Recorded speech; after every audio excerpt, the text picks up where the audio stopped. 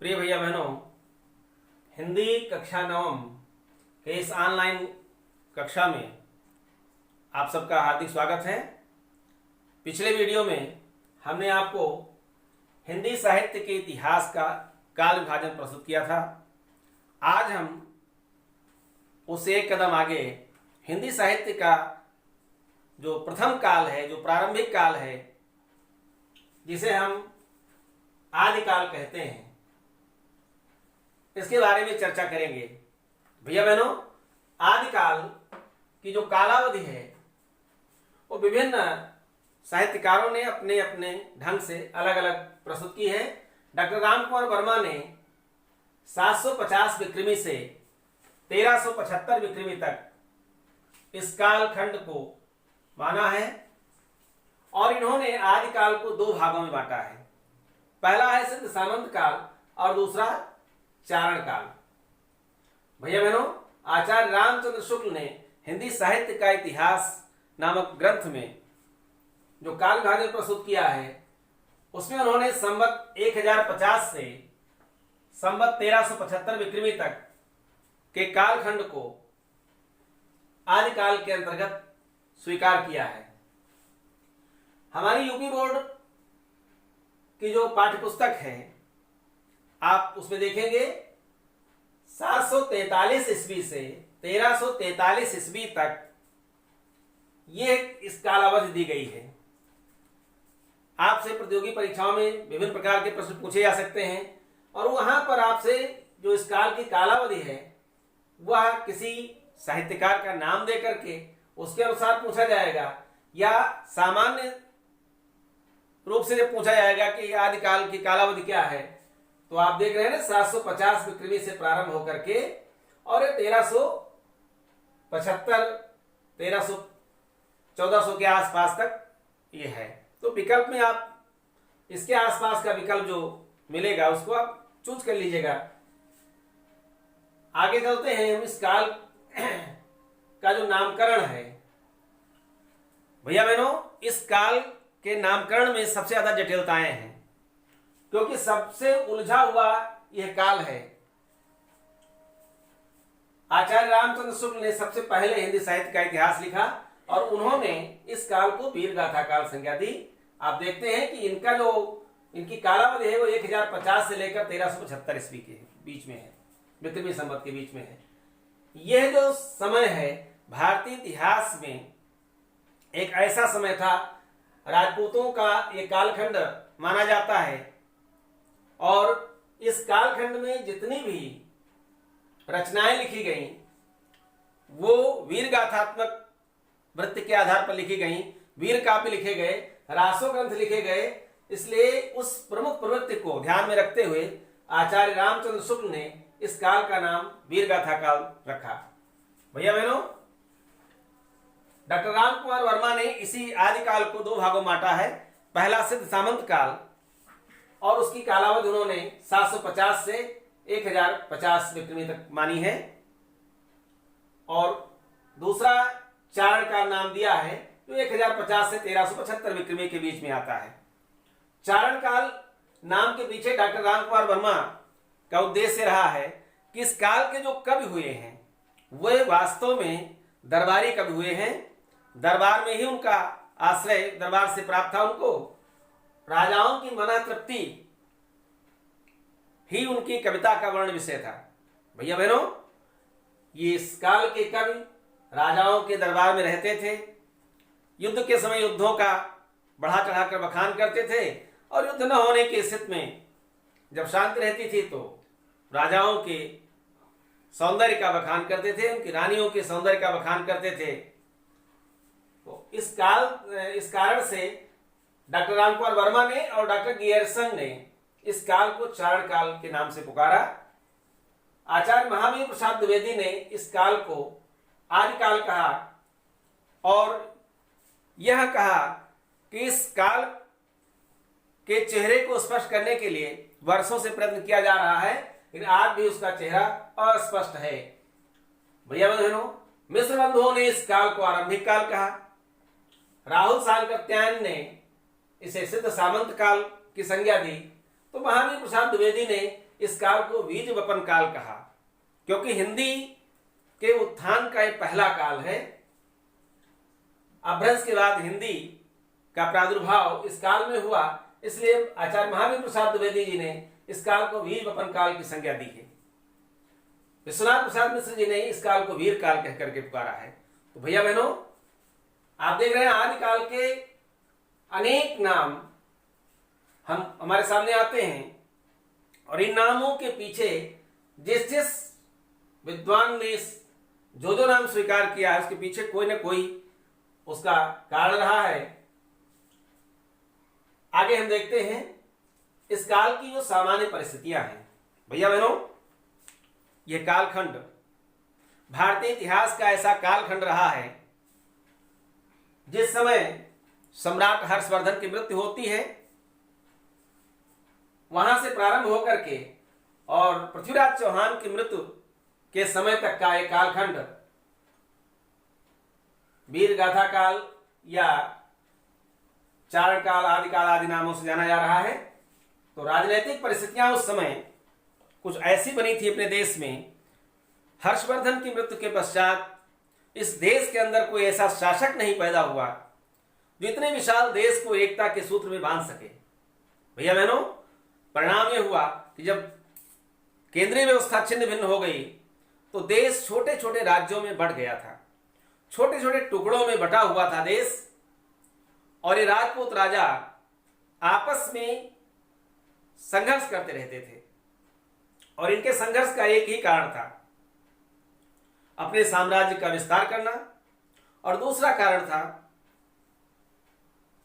जिसके कारण से इनका पतन हुआ, दुनिया की सबसे वीर जाति राजपूत, उनका अंत इतने बुरे ढंग से हुआ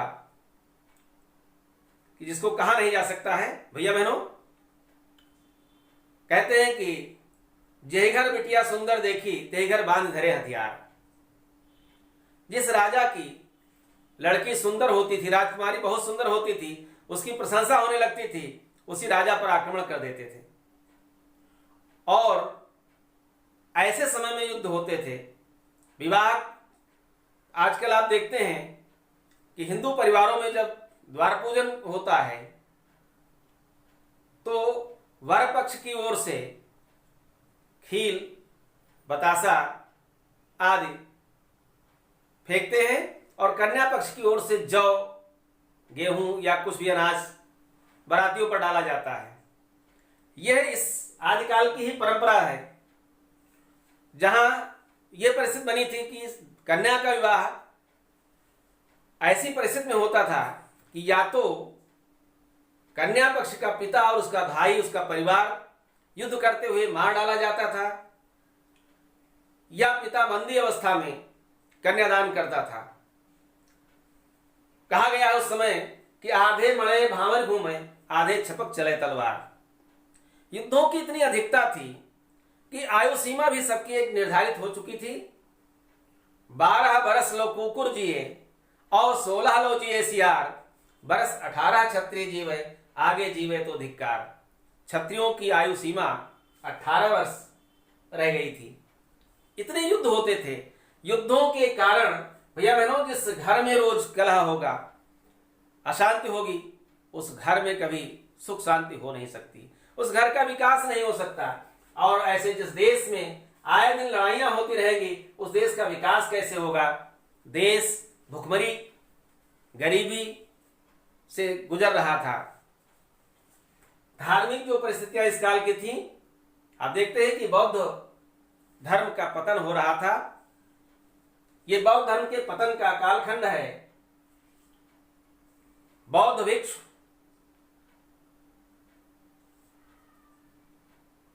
भैरवी चक्र की उपासना के नाम पर सुरा और सुंदरी का खुलकर उपयोग कर रहे थे।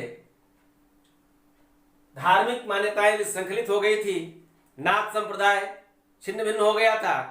जैन धर्म 2 भागों में बंट चुका था, और जो वैदिक धर्म था वो उत्तर भारत की अपेक्षा दक्षिण भारत में थोड़ा ज्यादा फल फूल रहा था। तो उस समय की धार्मिक परिस्थितियां कुछ ऐसी थी, और इन राजनीतिक और धार्मिक परिस्थितियों का प्रभाव समाज पर न पड़े, ये हो नहीं सकता है। समाज में भुखमरी थी, कंगाली थी, जात पात, छुआछूत, भेदभाव इसका बोलबाला था। विभिन्न प्रकार के आडंबर, ढोंग फैल रहे थे। तो ये कुछ उस काल की सामान्य परिस्थितियां थी जिनका उल्लेख हमने आपके सामने किया है। इस काल की जो सामान्य प्रवृत्तियां हैं उन पर जब हम चर्चा करेंगे तो देखेंगे इस काल में साहित्य के दो रूप प्राप्त होते हैं। दो प्रकार के साहित्य लिखे गए, एक प्रबंध काव्य के रूप में और दूसरा मुक्तक काव्य के रूप में। प्रबंध काव्य में रासो ग्रंथों की बहुलता है और मुक्तक काव्य में, मुक्तक छंदों में विद्यापति की पदावली है, दादू नानक की रचनाएं हैं। दूसरा, इस काल का जो वर्ण विषय था, कविता का जो विषय था, वह युद्धों का सजीव चित्रण अथवा शांति के समय श्रृंगारिक वर्णन। राजाओं की मन तृप्ति ही कवियों की कविता का विषय हुआ करता था। इस काल के कवि राजाश्रित होते थे, जिन्हें चारण या भाट कहकर के पुकारा जाता था। इस काल में रासो ग्रंथों की बहुलता थी। भैया बहनों, रासो का अर्थ होता है वीर काव्य। पृथ्वीराज रासो हिंदी साहित्य का पहला महाकाव्य है, उसे आदि काव्य कहते हैं। इसके रचयिता चंद्रवरदाई हैं, जो सम्राट पृथ्वीराज चौहान जो दिल्ली नरेश थे उनके दरबारी कवि थे और उनके अभिन्न मित्र और सखा भी थे। तो रासो ग्रंथों की रचना इस कालखंड में बहुत हुई है। पृथ्वीराज रासो, बीसलदेव रासो, परबान रासो ग्रंथ का नाम आपने सुना होगा, जिसको आम बोलचाल की भाषा में हम आलखंड कहते हैं या आल्हा कहते हैं।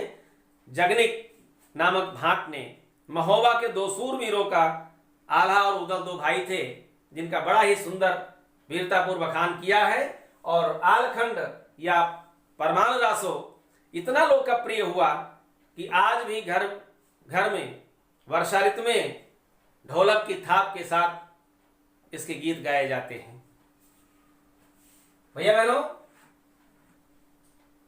इस काल के जो रचनाएं हैं उन रचनाओं में ऐतिहासिकता का अभाव मिलता है। घटनाओं का इतना बढ़ा चढ़ा करके वर्णन किया गया है कि उनमें अतिशयोक्ति इतना ज्यादा है कि उसको देख करके ये कल्पना नहीं की जा सकती है कि इसमें इतिहास का कितना फुट रहा होगा। तो ऐतिहासिक वृत्तों में कल्पना का प्राचुर्य है होने के कारण इतिहास की जानकारी बहुत सटीक नहीं मिल पाती है। राष्ट्रीय चेतना का अभाव एक अलग जो है सामान्य प्रवृत्ति थी। पूरे देश में हमने आपको बताया, पूरा देश छोटे छोटे टुकड़ों में बटा हुआ था।